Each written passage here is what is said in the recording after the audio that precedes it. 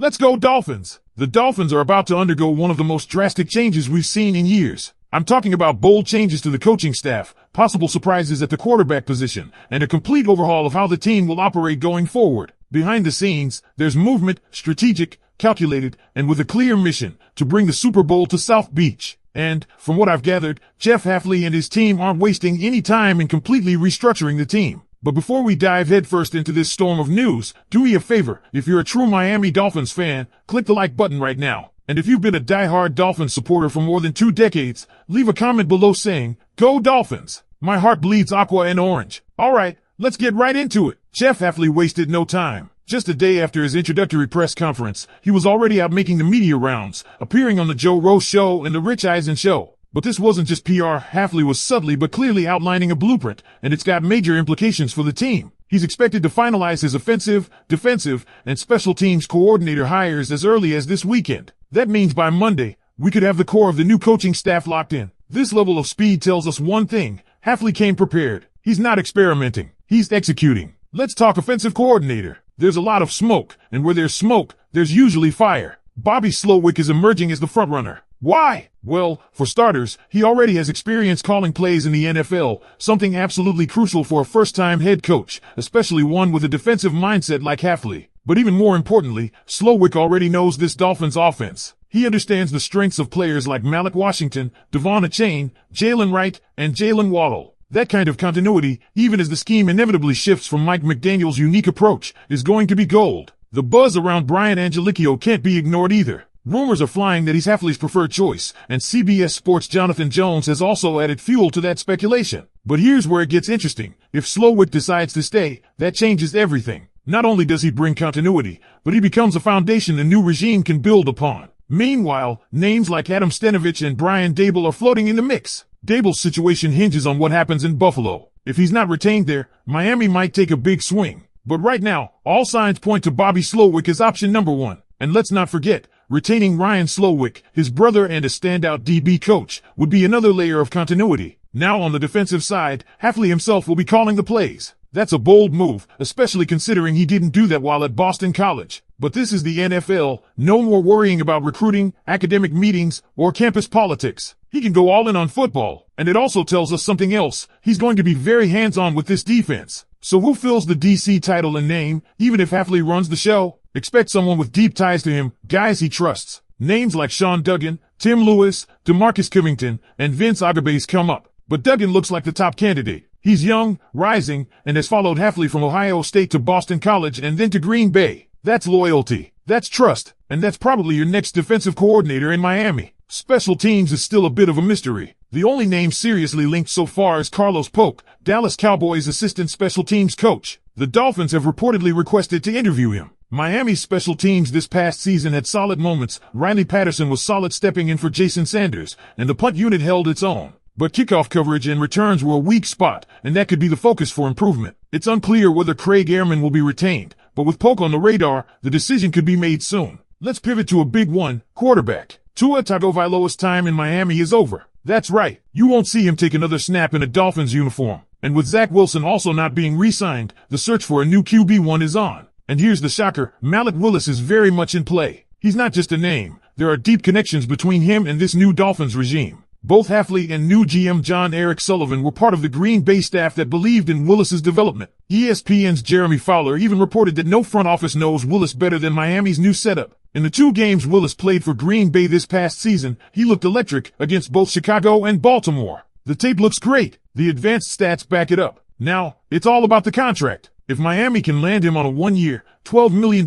prove-it deal, it's a win-win. He balls out, you extend him. He flops, you go QB shopping in a loaded 2025 draft class. But if he demands something like the Justin Fields contract, 2 years, $45 million, forget it. That's not happening with Miami's current cap space. But all signs suggest that if the price is right, Malik Willis could be the next starting quarterback for the Dolphins. One more thing, Hafley isn't planning to wipe the coaching slate clean. There are a few names he's likely to retain. Bobby Slowick, of course, if he stays. Butch Berry, the offensive line coach, is another name to watch. He's done an outstanding job with Patrick Paul and brings valuable NFL experience. John Embry, the tight ends coach, is probably the biggest lock to stay. There's real familiarity between him and Hafley, including working together during their NFL tenures. Embry might even get bumped to assistant head coach. Also worth noting, if Butch Barry stays, assistant OL coach Lemuel Jean-Pierre could stay too. Continuity matters. And here's where things get even more interesting. Let's not ignore the real stakes here. Miami isn't rebuilding. This isn't a teardown. This is a team with legitimate weapons, real star power still on the roster, and they're retooling with purpose. And Malik Willis, under the right conditions, could be the key to unlocking an offense that's already loaded with speed, explosiveness, and now, renewed discipline.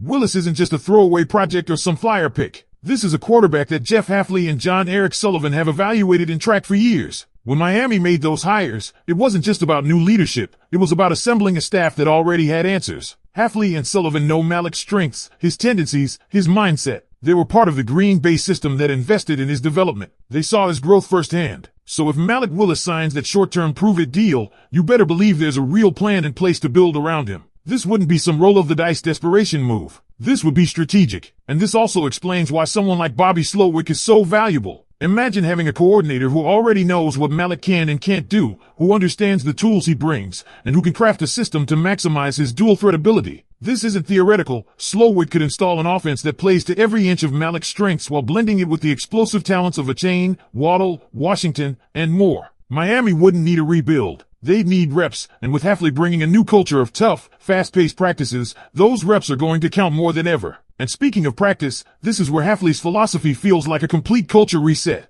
Gone are the days of loose structure and soft accountability. Hafley has already made it clear. Show up on time, be ready to work, or you don't belong. He's not naming names, but the message is unmistakable. The Mcdaniel era, while innovative, had cracks in the foundation. Players skipping meetings, repeated fines, public statements about culture issues. Hafley is cutting all of that off at the source. And for Dolphins fans who've seen this team flirt with greatness only to fall short, this is exactly the kind of shift that brings real hope. This isn't just about the QB. It's about resetting the entire organization from top to bottom. You can see it in Hafley's coordinator search. Every name linked to these roles, whether it's Duggan for DC, Polk for special teams, or Slowick for OC, is either someone he knows personally or someone whose system fits what he wants to build. He's not experimenting. He's creating alignment across the board. That's how successful franchises operate. And don't overlook what this means for player development. Guys like Jalen Wright and Ollie Gordon, both of whom are still young and emerging, are going to benefit massively from a system that demands full-speed reps, film room accountability,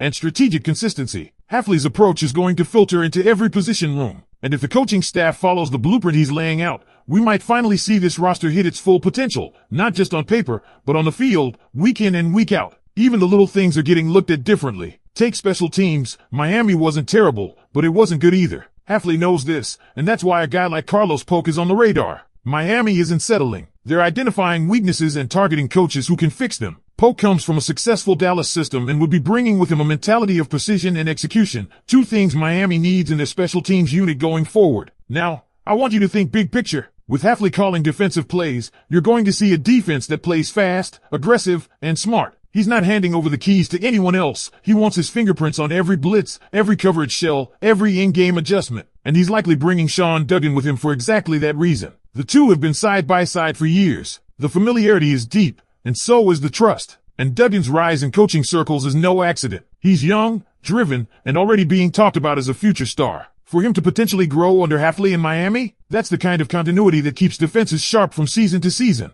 The offensive line is also in a better place than most people realize. Butch Barry's work with Patrick Paul and the unit overall has been a real bright spot. Don't be shocked if Barry gets retained. He's been producing results, and continuity at that position group is critical, especially if Malik Willis becomes the guy. A young QB needs a line